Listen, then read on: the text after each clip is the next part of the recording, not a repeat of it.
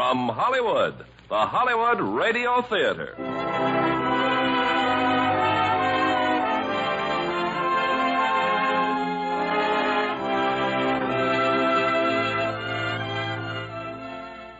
Starring William Holden and Colleen Gray in Appointment with Danger. Ladies and gentlemen, your producer, Mr. Irving Cummings.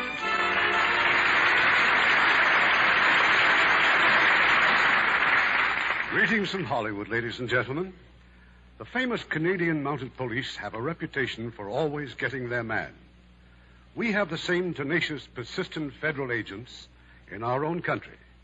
And one of them is the postal inspector. In tonight's drama, Paramount Pictures has presented our agent with an assignment that turns into an exciting Appointment with Danger. And as our stars, we have that popular actor, William Holden, and playing opposite him, lovely Colleen Gray. Now, Appointment with Danger, starring William Holden as Alan Goddard and Colleen Gray as Sister Augustine.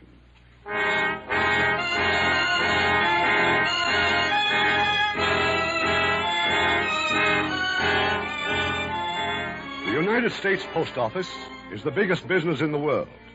Every year it handles 45 billion pieces of mail and enough money to pay off the personal debts of everyone in the country. Policing that activity is the job of 800 postal inspectors. This is an account of one of those jobs, and it begins in LaPorte, Indiana, where a few hours ago, the body of Inspector Harry Gruber was found in an alley. And now in the city post office... All right, Al, what you say makes sense, I suppose. Gruber was either drunk when they strangled him or asleep. But he never drank, so he must have been asleep. Here in LaPorte? Well? I don't believe it, Maury. He was killed somewhere else and brought here. That could be any place. Gruber was on a floating assignment all over Indiana. Yeah. Well, it's a rat race now. Until we find that nun. Nun? Oh, you mean one of those sisters? That's right.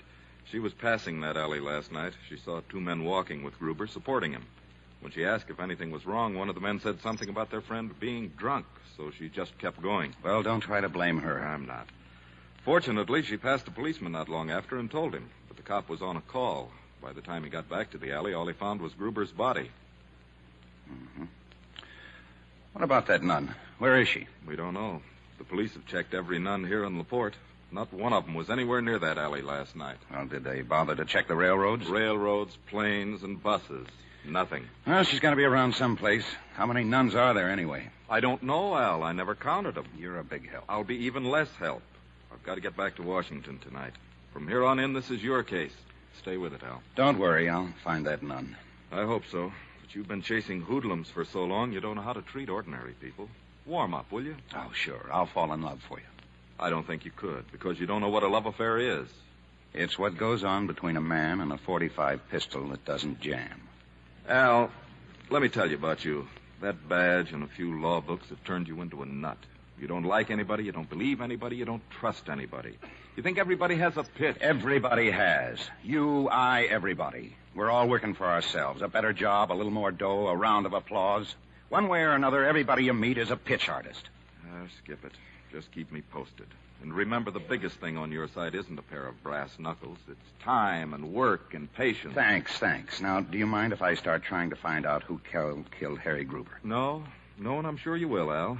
Because you're a good cop. But that's about all you are.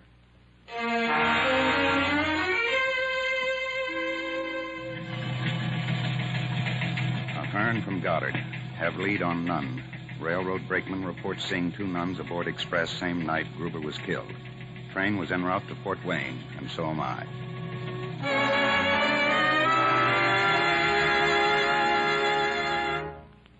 Mr. Goddard, the Mother Superior said you wanted to see me. I'm Sister Augustine. I've been looking for you for 3 days, sister. I'm a post office inspector. Oh, how nice. I'm here investigating a murder. Oh. Well, I'm sure we wouldn't know anything about that. This is a school, Mr. Goddard, an academy. Yes, I know. I followed you here from LaPorte to Fort Wayne and now back here. But that's not important. What is that last Tuesday night you saw 3 men in an alley in LaPorte. Why, yes. Yes, I did. But you were on a train, weren't you? Why, that's remarkable. How did you know? Because I checked the bus lines and the airlines and the railroads. You were on a train that doesn't even stop at LaPorte. Well, it certainly did on Tuesday night. There was a tie-up of some kind just outside the freight yard. The train stopped, and the conductor said we'd be delayed at least a half hour, so I got off. Why? To get some medicine at a drugstore. Sister Paula, I was traveling with her, wasn't feeling well. Well, neither was the guy in the alley. He was dead. A government agent named Harry Gruber. Oh, how terrible. Did he have a family? What's the difference, sister? He's just as dead either way. Really, Mr. Goddard? The point is, could you identify either of the men who were in the alley with him? Well, one of them, perhaps. He was rather pleasant. He told me the man was intoxicated. Look, would you mind coming with me and checking the police files? They have quite a collection of pictures. Oh, I couldn't, Mr. Goddard. I have classes in 10 minutes. Sister, it's your job to go down there. Isn't there someone else you can get? Even if there were, you should know better. Letting someone else do your job is a design of the devil. I'll see, Mother Superior. You're right about letting someone else do your job. That was merely a quote. Well, whoever said it, it's very true. It's from the writings of Martin Luther. Oh? From his earlier writings, I imagine. I'll be back in a moment, Mr. Goddard.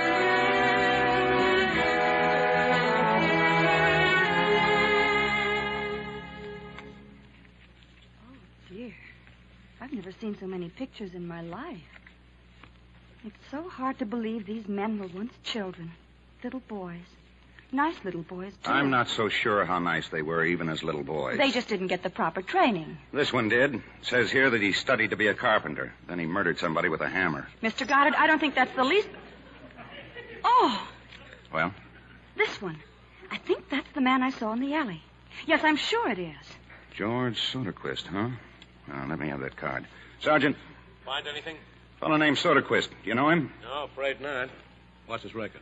3 arrests, armed robbery, 1 conviction. Last known to be in Gary, Indiana. I'll put a call through to Gary right away. I'll give him a rundown. And also, tell him I'll bring Sister Augustine as long as an identifying witness. Oh, I'm afraid the church authorities would frown on that, Mr. Goddard. If we can't find Soderquist, don't worry. I'll have you back here in no time. I'll have Washington contact your bishop. Meanwhile, Mr. Goddard, I'm returning to my classroom. You do that, sister. I'll pick you up as soon as I get an okay.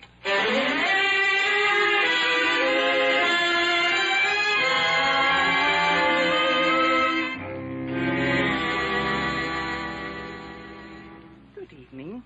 I'm Mother Ambrose. My name's Goddard. I have a letter here from the bishop. So I understand. Sit down, Sister Augustine. Thank you, Mother Ambrose.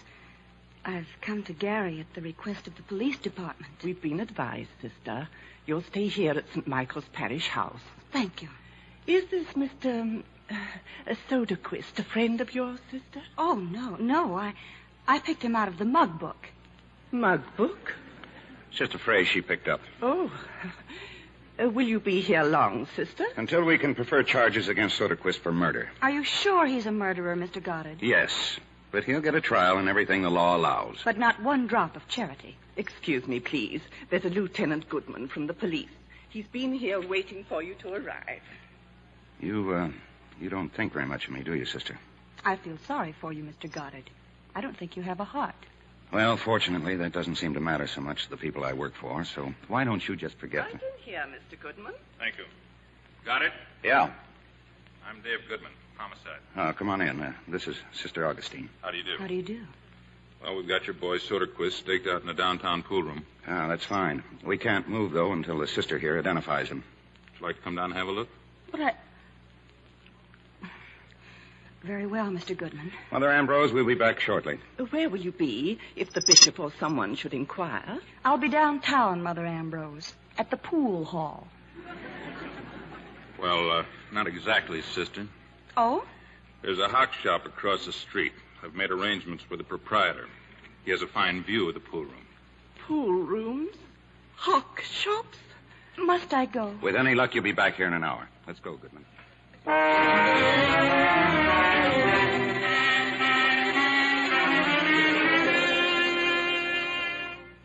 Better take another look across the street, sister. We've got to be certain. But I've told you he's the man. The one wearing the coat. That's Soderquist, all right. Well, whoever he is, he's the man who spoke to me in that alley in LaPorte. And now I'll go back to the Parriage house if you don't mind. Just a minute. That man with him, what about him? I don't know. He may be the one who was with him in LaPorte, but I'm not sure. That pool room's a known hangout for hoodlums. Got it? He may have a record. Yeah, let's find out. Is the tail still on Soderquist? Sure. Is that all, then? For now, yeah. I'll take you back to St. Michael's. No, please. You're going to be busy. I'll just get a taxi down at the corner. It's no trouble at all. Alone? Well, I don't think you should... Good night, gentlemen.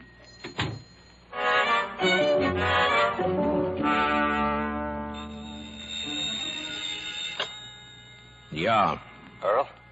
This is Regis. Well? We're in trouble, Earl. 5 minutes ago, I'm driving down to meet Soderquist at the pool room.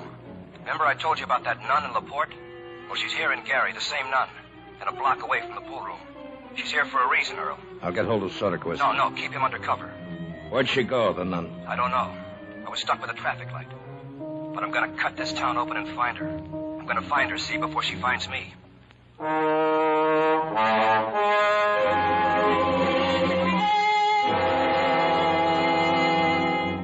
You might just as well stay here at headquarters, Goddard. I'll be bringing in Soderquist any minute now.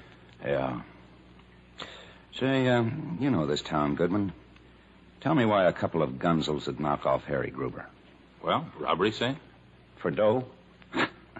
If you're a government cop, you have to marry money to buy a stick of gum.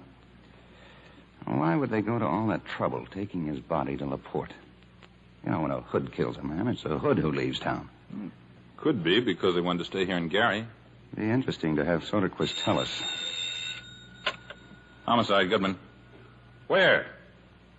All right. Shake down the district and send some men over to his apartment. I want him in here. You don't have to tell me. He jumped the tail. Any other time, it's a cinch. This time we draw a nearsighted cop. Well, we got to head him off. How tight can you seal this town? Real tight. Okay, lock it up. Without him, we haven't got a lead. We'll have him in here tonight. If you want me, I'll be at the post office. That is, if it hasn't been stolen.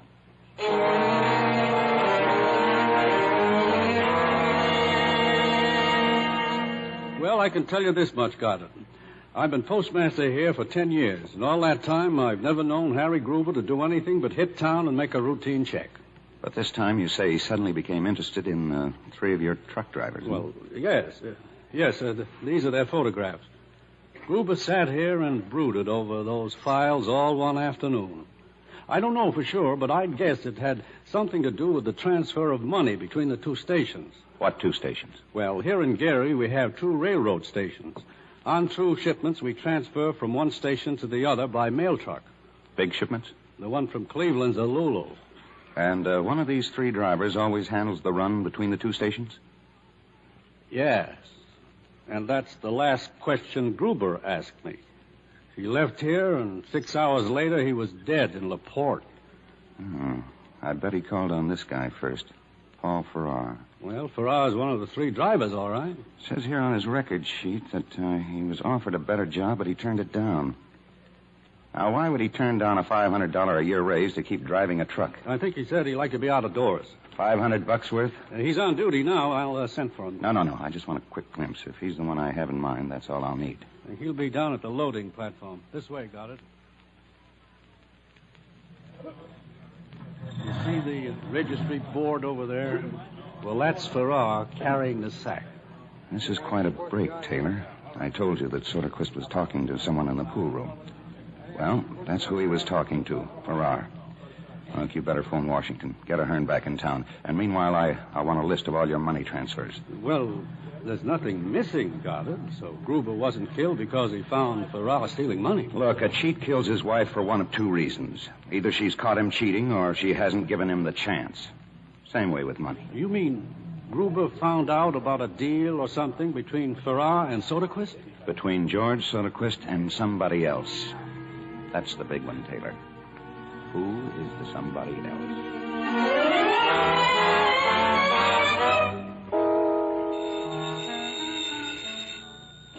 How long? Regis. Stay where you are, Earl. I'll be there in 10 minutes. The nun, you found her, huh? Yeah. A place called St. Michael's School. Well? Not yet, Earl. But I got a way to do it. Sometime early tomorrow morning.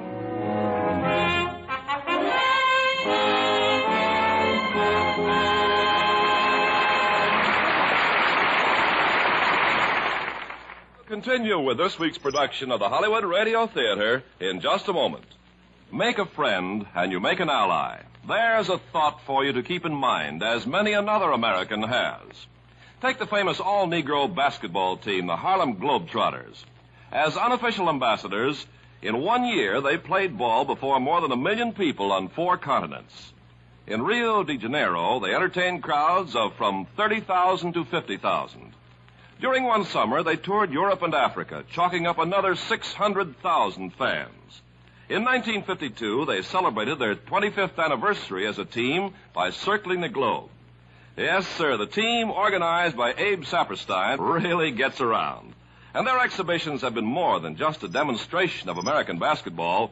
They've been a lot more. The team is a living example of American fair play and sportsmanship, in and out of uniform.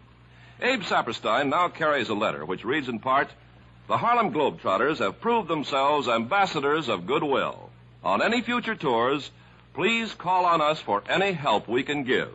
And the letter is signed by the United States State Department. In being ambassadors of fair play, the Harlem Globetrotters prove that by helping others, you help your country.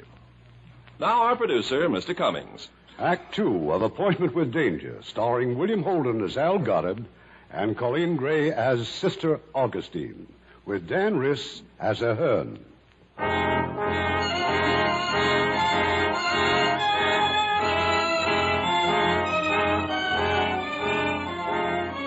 It's the following morning. The man called Regas has entered a third-rate hotel and gone directly into the manager's office. Well, what about the nun? She got lucky. Makes sense, Riggers. Fixing the roof of the school. Tile. Big hunks of tile. Yeah. So accidentally a big piece of tile falls down just when she's walking past. And like I said, Earl, she got lucky. Well, I'm glad she did. You get Soderquist? He's upstairs. You know, you're making too many mistakes, Riggers. Killing Gruber was a mistake. It happened. Now, forget about the nun. We may never hear from her again. Soderquist will hear plenty from her. There's a police call out for him. You sure she can identify him? And what about you? No. But Soderquist could identify me. Well, we've got to get him out of here. Then we'll think about that nun, huh? In case she did see I me? said forget about it. I'm still running things. Remember that. Earl, if they ever get me in the back room of police headquarters, I'll remember it fine. Come on, Riggers. Let's go up and see Joe. Hi, Earl. Riggers. Sit down, fellas. How about a cup of coffee, huh? I got rules in this hotel, George. No hot plates. It's a fire hazard. Huh? Oh. I fixed the room up pretty good, huh? You got to get out of here, George. You see, you've been identified with that sister. You don't know for sure. You told me you didn't know for sure. We can't afford to take a chance, you know that. So you better go to St. Louis for a while. St. Louis? I don't even know anybody in St. Louis. You're not going there to run for office, you know, George. You're going to protect yourself and us. Come on, let's start packing. I'll help you. No, I'm not going. I told you I didn't want to go. You know what's coming up. You'll be taken care of. How do I know? Because I say so. Earl, listen to me. That's the most money I ever heard of. If I'm dealt out now, I don't have a prayer. Start packing, George. I'm not going. I'm staying here until I... Regas, no. What did I ever do to you?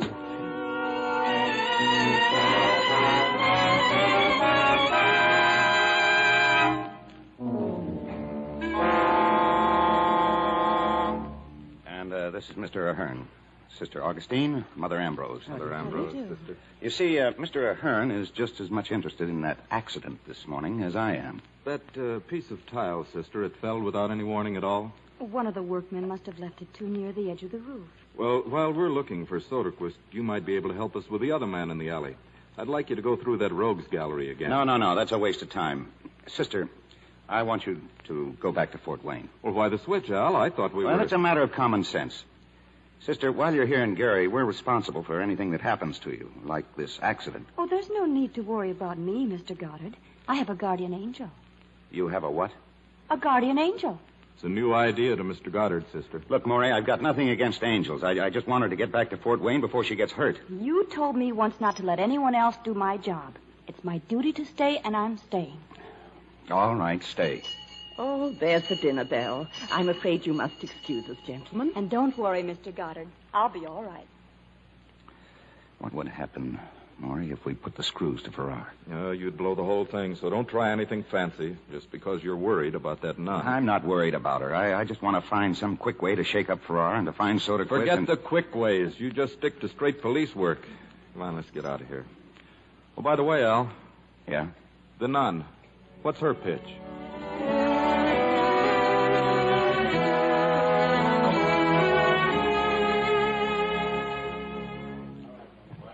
Hello, Farrar. You want to play pool, or would you rather talk? Get going, Mac. Me? I'd sooner talk. Oh, you're real friendly, huh? You don't know me. Paul Farrar, P.O. serial number 20754. Are you a cop? Postal Inspector Al Goddard. I followed you here. Oh, I see. Now, there's a nice, quiet little table in the corner. Let's sit down, huh? What do you got some questions or something? Yeah, a few. How would you like to go to prison for the murder of Harry Gruber? What's the matter with you? You're crazy? I don't even know any Harry Gruber. I believe you. But I can rig it so a jury won't. I can break every alibi you've got, and I can prove that you know George Soderquist. That you were with him the night that Gruber was killed. I don't know what you're talking about. Well, it's very simple, Farrar. I'm going to railroad you for Gruber's murder. Why? Why go out and just pick a guy up out of thin air? What's the point? The point is that I'll forget the whole thing if I can get the right price. $25,000. Oh, this is just a nice little shakedown, huh? Well, it's my welfare work. I wouldn't want to see you go to prison. Now, where would I get $25,000? Your friends. And you can tell them that I know why you turned down that $500 raise. That doesn't mean a thing. You can also tell them that I know why you drive that mail truck. Because if you don't, all their plans for that robbery go right out the window. Look, I don't believe any of this. Not about Soderquist or the robbery or this shakedown. I don't even believe you're a cop. Then check around. Meanwhile, I'm at the Park Hotel. Talk to your friends, Farrar. And get that money. If you don't, I'm going to frame you and wreck every chance they ever had to pull that robbery. Hey, now, wait a minute. Wait. Why are you doing this? I told you. For $25,000. And I want that money by midnight or I catch the late train for Washington.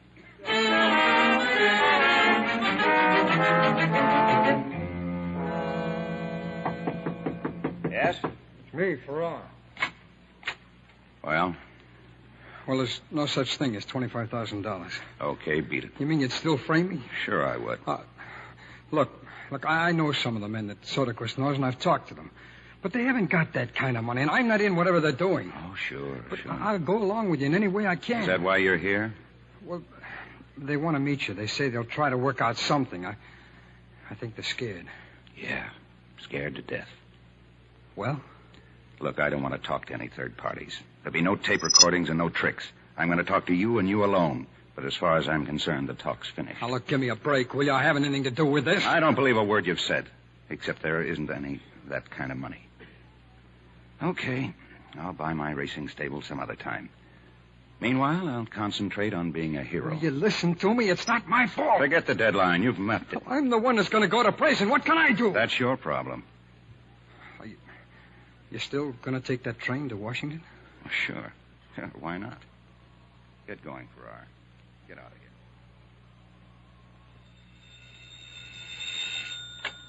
here. Yes? This is Goddard. I just thought I'd call you, Maury. I've checked out of the hotel, and I'm counting on somebody to beat my brains out in about 30 minutes. Al, what are you trying to tell me? Well, it's one of those quick plans, the kind you don't approve of. But I got a pretty fair chance of finding out who killed Harry Gruber. They've got plenty of reasons now to want me. Oh, I've told you a dozen times not to try. Where are you? I'll be right over. Sorry, Maury, but I'm on my way.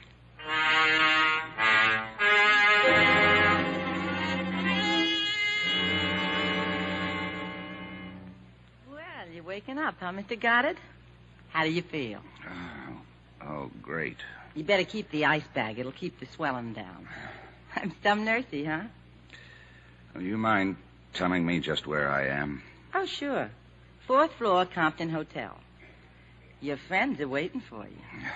Oh, fine. They were real glad to see me. They met me at the railroad station.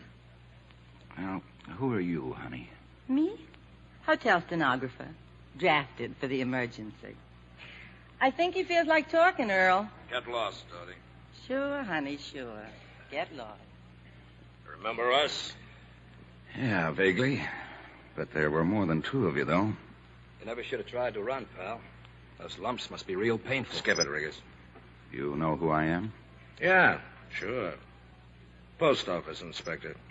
You're not silly enough to think you might get away with this. We can try. Like Gruber? We don't know Gruber.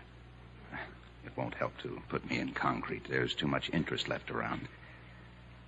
You look like a pretty smart guy. What are you hanging around with a gonif like this for? Anybody ever weigh your head? I'm talking to him. I got 2 years of work tied up in this robbery, got it? I'm all set to go. I'm not going to give it up now. What else can you do? Now, that's just it. Farrar tells me you want $25,000 to keep quiet. That was hours ago. How do we know you're not a plant? You don't. But I know what Gruber knew. With Farrar in your pocket, you've got a real big one on tap. There's a law against robbing the mails, but there's nothing that says you can't talk about it. We're kidding, naturally. Oh, sure. No, we haven't got 25,000. But there's close to $1 million in this idea we're working on. We could cut you in. Why don't you wake up? You can't beat the mails. They got a system. So have we. With your help, we can make it foolproof. That's why you're still alive. No, thanks. You know, you're the one who's on the spot, got it, not us. Sure, we'd have to fold, but if we do, you won't be around to know the difference. So, think it over. You, keeping me here? That's right. I'm due back at work in the morning. They'll start checking. You can skip a day. It'll look funny. Look, get this straight, got it. Until you prove out you're going nowhere. Nowhere we don't want you to. There's nothing to prove out. I'm a postal inspector like Gruber was. I came across something that looked phony, just like he did. Only I see it a little differently than Gruber. You can buy me out. We could also kill you. And kiss off $1 million haul? Now, your friend here knows better. Like he said, with my help, it's foolproof. You know, I don't get it. You go along one way for years, and then you pull a complete switch. Why? Well, sooner or later, every rooster wants to lay an egg. Any special reason you want 25 grand? Yeah, the same reasons that you'd like $1 million. Only I'm not as greedy as you are. Look, I told you before, we haven't got it. If you want to cut of the robbery, okay. If you don't, get out. If I walk out of here, your robbery goes out the window. And you go on running this two-bit hotel. For the next 10 years, you'll be changing sheets and putting drunks to bed. So don't get so tough. Are you in or out? I'm in. Now, you run your end any way you want, but I take full charge of the post office. Yeah? What's wrong with Farrar? Look, someone else will pick up Farrar the same way I did. If I'm going to risk my neck, I'll do it my way. And one other thing. We got to make it look good downtown. I got to be free to move around on my job as usual. Okay. You sure we're giving him enough? What does that mean, Riggers? We're giving him his own way and a cut. Why don't we all just give him a right arm for old time's sake? You know, sometimes you worry me, Riggers. Somewhere in your blood you got a crazy bug and it's swimming upstream night and day. You better get a cure or you'll kill us all. All right, Earl, all right. We'll let it stand this way. But you got it. One bad move out of you and I'll put you on your back for good. That's for tonight in the station, okay? All square and even? Tough guy, huh, Earl? Real tough guy. I just don't like to be shoved around. Okay, Earl. Now that I'm in, how about giving me some of the details?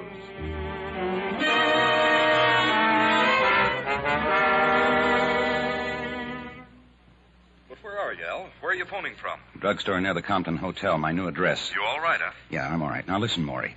We were right about the robbery. It's $1 million reserve stick-up. How'd you find out about it? Well, one thing led to another, and I agreed to help them. Help them? You know what you're saying? Now, don't worry. I'm not going through with the robbery. Now, look, get a rundown on these two names. Earl Bedecker and Joe Regas. How long before the robbery? Oh, maybe 10 days. Enough time to shop on Gruber and get out with my skin. Now, if we could only tie in Soderquist, we'd have... I'll call you back. Hello. Hi. Remember me? Ah, yes, my favorite nurse. What are you doing out? Can't you phone from the hotel? Can't you? Oh, I don't want to use the phone. I'm just buying some new records. You like pop? I think I'm starting to. Well, I got some new ones here. Come on back to the hotel. I got a record player up in my room. Ah, I'd like that fine, Dodie. But what about Earl? Will he be there, too? Earl don't ever have to worry about me. But what about me? You think Earl has to worry about me? That's something I wonder about. Coming, Mr. Goddard? Or do you have to make another phone call? I'm fresh out of dimes, honey. Let's go.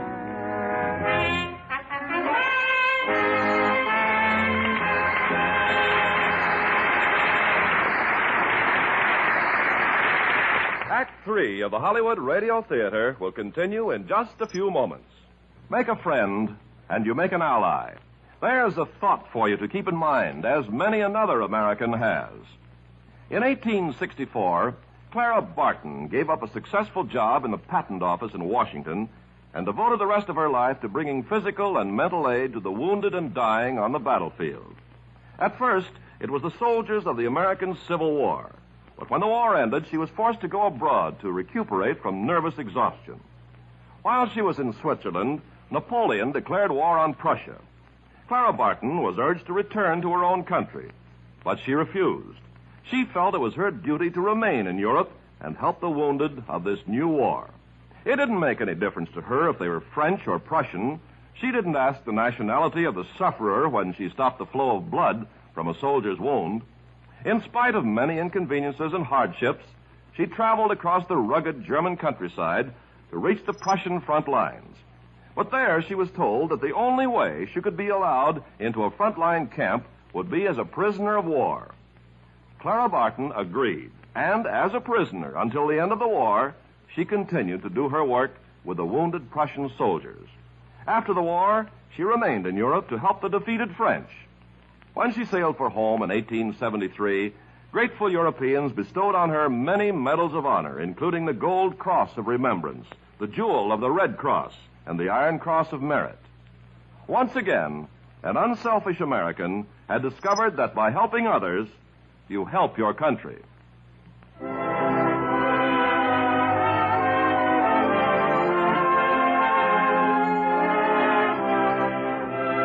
We pause now for station identification.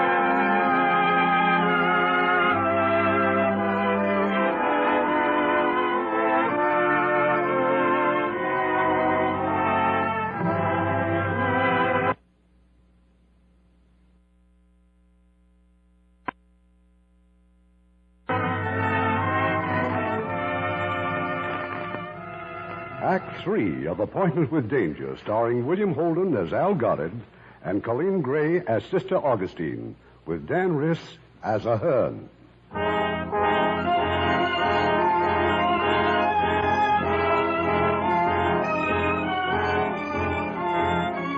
It's the following morning, and Al Goddard is once again in the visitor's room at St. Michael's School, this time with a snapshot for Sister Augustine.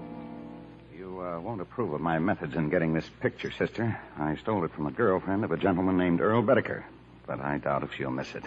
Why, it's a picture of Mr. Soderquist. That's right, Soderquist and friends. And I think one of these other men was with him that night in the alley. This one. His name is Joe Regas. I'm sorry, Mr. Goddard, but I just can't be certain. Oh, okay. Is there anything else? Yes, I told you to stay indoors because you're in danger. And where did I find you? Out in a playground with a bunch of kids. Now, you won't frighten me away from those children. Here. This is for you. A revolver? Mr. Goddard, please. Now, put it away at once. It'll protect you. Take it as a personal favor. I didn't know you could afford personal feelings. All right, it's not personal. It's routine. You know, with a little practice, you could be quite a nice man. Now, put that gun back in your pocket, and I'll show you through the back way. It may be safer for you. You're learning fast, sister. I think the government expects a lot from young men. Well, it's my job. I have to take the risk. Well, they should get some of those politicians to do it. When I'm in trouble, sister, I'll quote you. Now, you be careful. I will. But remember, I have that guardian angel. I've got one, too. It's in my pocket. Only mine never misses. Goodbye, Mr. Goddard. You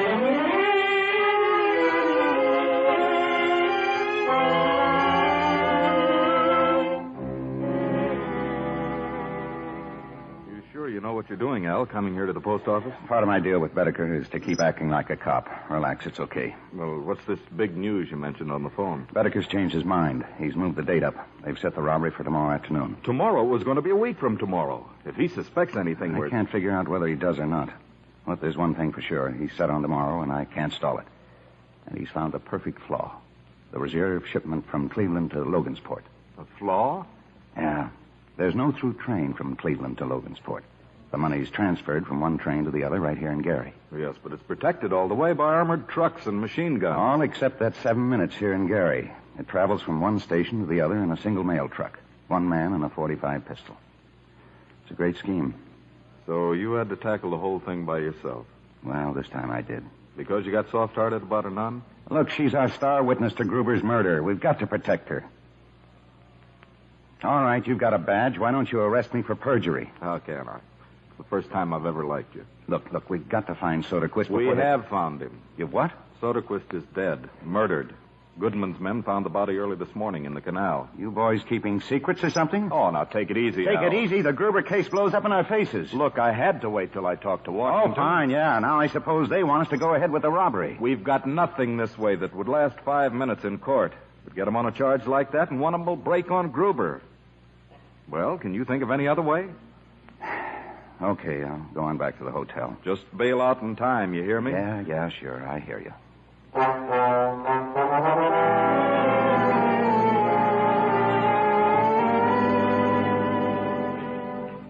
Hello? Maury Goddard. I just got back to the hotel, and the desk said you'd been calling me. Where are you? I'm in a booth around the corner. I've put you in a bad hole, Al. Right after you left my office, one of the guards found Farrar. He was hiding. Farrar? Just outside my office. He's sure to have heard everything we were talking about. But he slugged the guard and got away.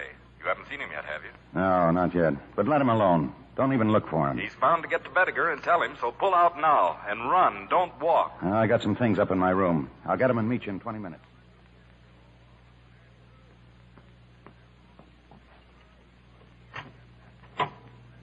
Oh, we've been waiting for you, Al. How you doing, Inspector? What's wrong?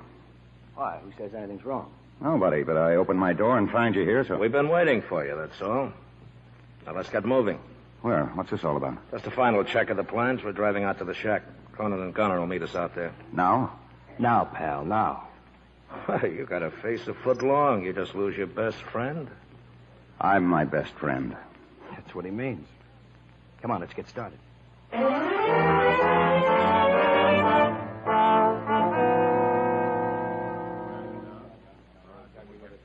Now, what about the two sedans, Cronin? Yeah, we borrow him out of that parking lot. I've been casing him every day for a month. You got no worries. All right, let's look at the map again.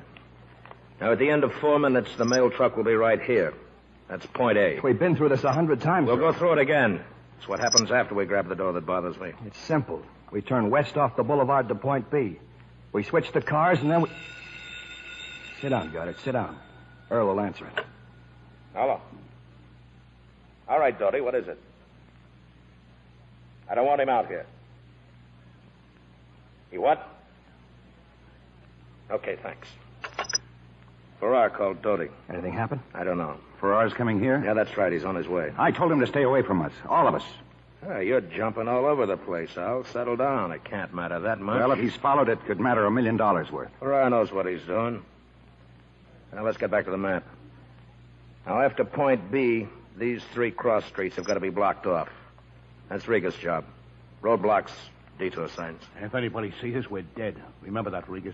The whole job depends on not being recognized. If anybody slips, it won't be me. What about Pal here, Goddard? I'll be at the mail truck. Among other things, there's a little matter of making sure we grab the right pouch. Now, what about point C, Earl? There's $1 million waiting for us. But if we're seen, we'll be running for the rest of our lives. Okay, above.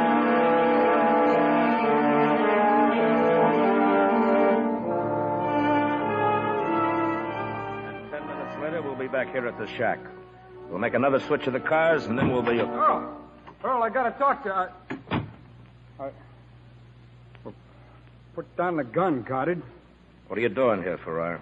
Well, it's about tomorrow, Earl. I gotta make sure. Hey, what's he gotta go point a gun at me for? Maybe we ought to rent you a memory. Earl told you to keep away. After this thing happens, the town's going to be flooded with federal men. We're all going to be in a spot, so the first guy who talks is going to get a headache he can't cure. You understand, Farrar? Yeah, sure. Anything else, Earl? No, let's break this up. I'll drive back to town with Farrar. But why can't You heard him. The next time you want to see me, phone the hotel. Let's go, Farrar. I don't trust him, Earl. That punk Farrar. He's scared. He'll do what he's told. Like Soderquist? Soderquist was scared, Now, too. no more of that stuff. I've had enough of it. Look, our luck's gone bad, Earl. It went bad that night in the alley. Stop thinking about that nun. You want to know why I think about her? Because I'm hot and you're not. And sometime years from now, maybe when the rest of you are all scattered, somebody's going to tap me on the shoulder. That's why I think about it. Yeah, but you're clear. Soderquist is dead, and you say she never even saw you. Yeah. And sometimes I believe that. Sometimes for as long as 2 or 3 minutes at a stretch. Just watch how and where you drive, Farrar. There's a gun in your ribs. You behave yourself, you keep away, and you might get off with 5 to 10 years. 5 to 10? Oh, thanks. That's sure going to help with my love life. It's more romantic than being dead. Now, drop me off at the hotel.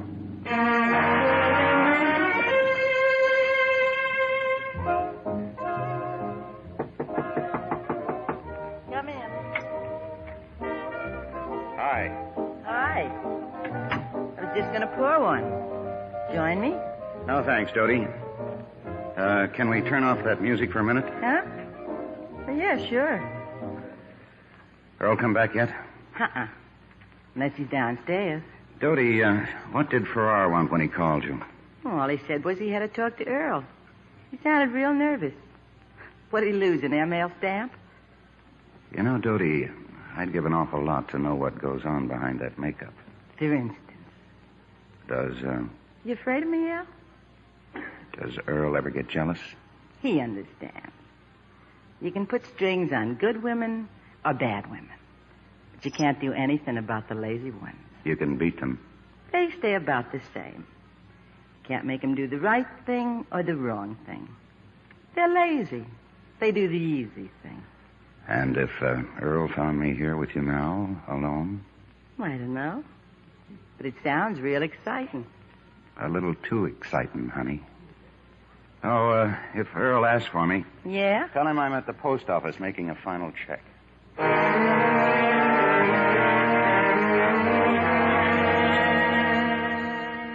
It looks like we're set, Al. Goodman's bringing his boys here tomorrow afternoon at 4 o'clock. And that'll give you over an hour. Okay. Now, just tell him to be careful. I'll be riding in the hold-up car. And don't close in until we're all back at that shack. Now, what about Farrar? Goodman's tailing him. He'll pick him up at noon tomorrow. He'll be safer in jail. I'll keep him there. Bedecker doesn't want him around either until it's all over. Where do you go now, Al? I'll back the hotel by way of St. Michael's School. Going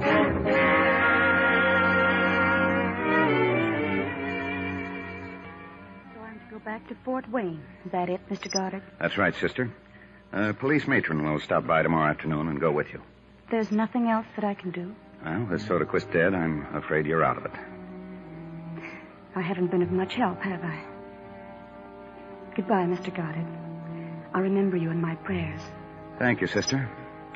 If you haven't anything else, at least now I've got a good lawyer.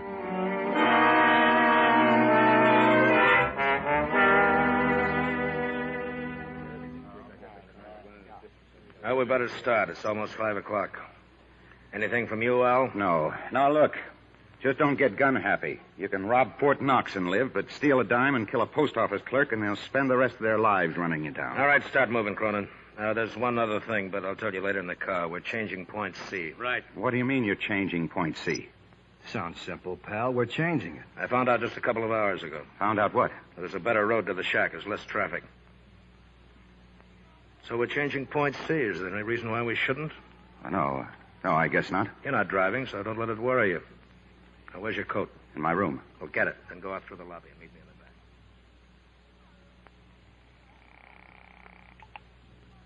Inspector's office, Ahern.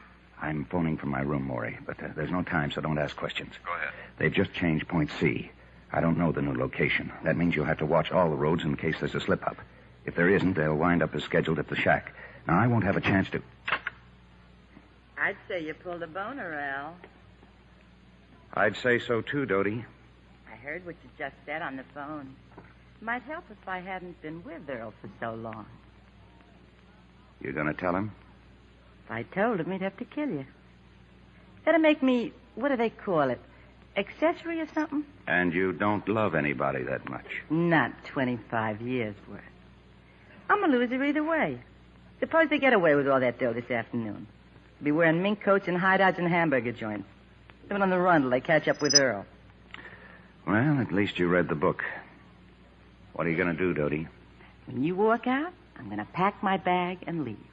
I'm going to forget names and faces and what's going to happen to all of you in the next hour or so. They can still get you for withholding information. Not if I tell a government agent. So I'm telling you, they're going to hold up a mail truck. I got to pack, so goodbye. You won't get a gold star, but thanks anyway. Don't bother. Earl was good to me. I hope he kills you.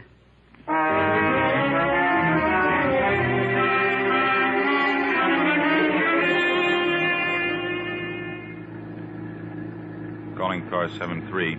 Calling Inspector Ahern. This is Goodman calling car 73. Come in, Goodman. They pulled the job. Everything is scheduled except Regas.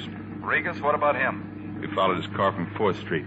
He's gone to the railroad station. He could be skipping town by train, but it doesn't make sense. Forget Regas. Stick to your schedule. Right. See you later at the shack.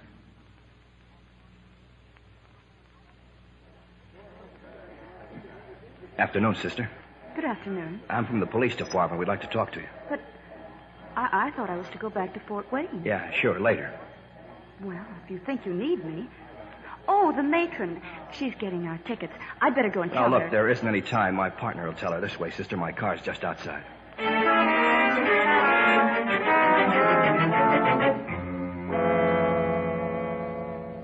Where's Regas, Earl? Why isn't he here? I don't know, and I don't like it. We'll wait 5 minutes if he doesn't show by What then. is this place, anyway? I told you, the New Point C. It used to be a quarry or something. Earl, he's coming. Regas. All right, get him over here. You and Gunner stow the money in back of his car. Hey, he's heading for the shed. He's got someone in the car with him. What's he talking about? What shed? There's an old tool shed back there. Come on, Gunner. We're wasting time. Come on in, boys. Take a look.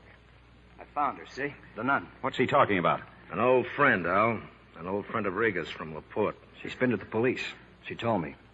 And she got a little noisy, Earl, so I stuffed her mouth. What else did she tell you? Nothing yet. But now that we're all here, she's going to tell plenty. You're crazy, Regas. Do you want us to get Stop off? arguing. We haven't got time. How about it, Earl, okay? I don't know. She knows about the robbery. She's seen us, all of us. Killing her isn't going to do any good. Besides, who'd touch her? She's a nun. Regas could do it. Real quick, pal. Oh, what harm can she do us? She doesn't know our names or anything about us. If we're caught, she can identify us. If we're caught, we're through anyway. Look, you're here on a free ride, Goddard. Don't come to the party and give away drinks. Take her gag off, Regas. I said take the gag off. Yeah, sure. Now listen to me, sister. We'll take your word. You've never seen us. You can't identify us. We'll take your word. Thank you. But I couldn't give you my word about a thing like that. What difference does it make? A great deal. I couldn't let my silence be used as a weapon against the law. But you're not hired to defend the law. I'm sorry. I cannot give you my word. All right, Regas. Take her out back somewhere. Come on, lady. Leave her alone. Lie down, Rover. You need a new mouth, Regas. Please don't. Please, somebody stop the fighting. Tell them to break it up. We got to get out of here. For this, we got time, maybe. With $1 million to split, just pray for a tie. Mr. Goddard, he's got a gun! I had to do it, Earl. It was Regas or me. Yeah. Well, what are you waiting for? If those shots were heard, we're going to be in trouble. You're already in trouble, Mr. Goddard. Now, drop the gun. The sister knows you, huh? Well, you picked a talky partner. How far's it gone? It's a fix all the way. The whole area's staked out for miles around. Only we got you and we got her. Leave her here. I'll see that you get through the police. No, thanks. You don't have a chance, Earl. Leave her alone. I promise to get you through. For what? To grab 20 minutes of air and die on a back road somewhere? Right now, 20 minutes is a lot of time. All right, get out to the car. Sister, you're either lucky or living right. You drive, Gunner. That's just a warning, Medicare. We've got you surrounded. Put your hands up and start walking. Get around to the back. There's a path through the woods. Not the money. We got $1 million in the car. We'll give you 5 seconds. We got nothing. You heard what he said. It's all the way. The dough's phony. Come on. Hell, look, they're closing in. They're back there, too. Then shut up and start shooting.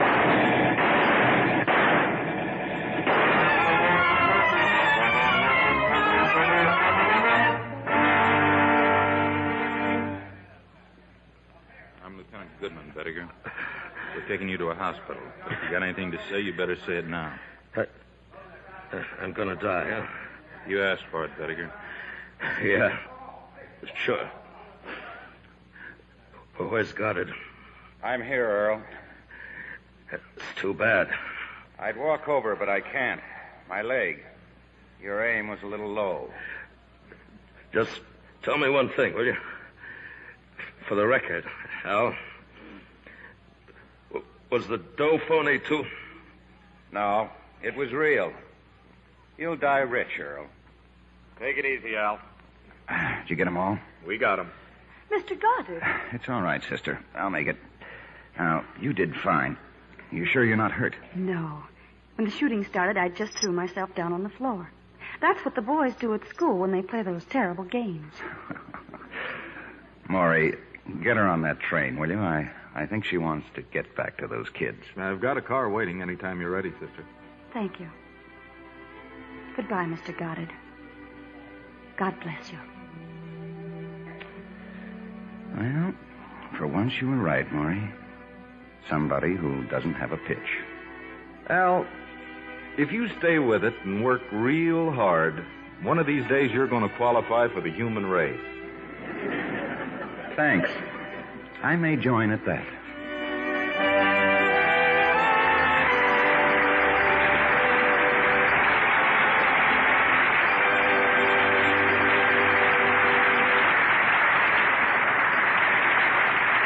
In a moment, our stars will return. The occupation of the Japanese city of Yokosuka is a good example of democracy at work. The first thing our troops had to do was clean up their own area. But then they looked at the devastation, the sickness, and the low morale of the people around them, and they set to work. To create better living conditions, they demolished rotten, rat-infested buildings. They converted unused buildings into schoolrooms, gymnasiums, and chapels. And with their own funds, they furnished much of the equipment. For health, they covered the city giving anti-tuberculosis shots, typhoid inoculations, X-ray pictures, and smallpox vaccinations. To raise the spirits of the people, they started boys' clubs, women's clubs, Red Cross groups. The occupation is over now, but the Japanese have had a taste of democracy. They like it. They've seen it work. Such acts by you and your friends today are shaping our world of tomorrow. Now, here's Mr. Cummings with our stars. William Holden and Colleen Gray, please come forward for a curtain call.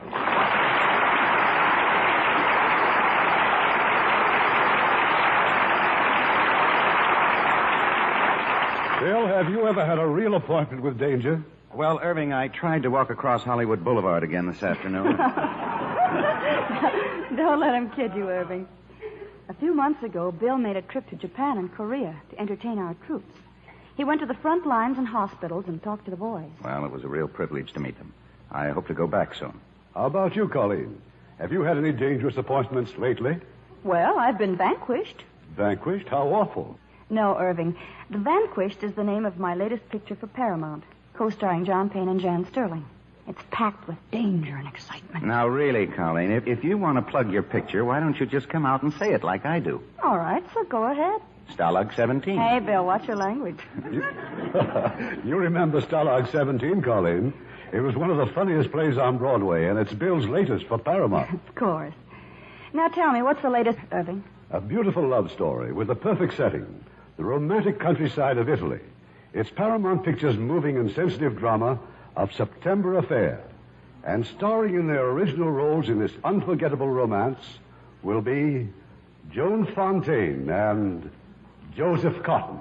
Well, we'll be looking forward to that one, Irving. Good night. Good night. Good night. And you have a possible return soon.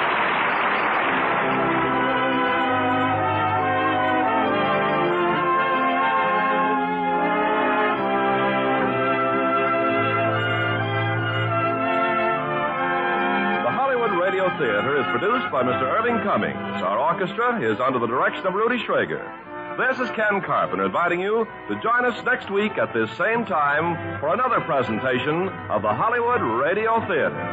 Hollywood Radio Theater is a presentation of the United States Armed Forces Radio Service.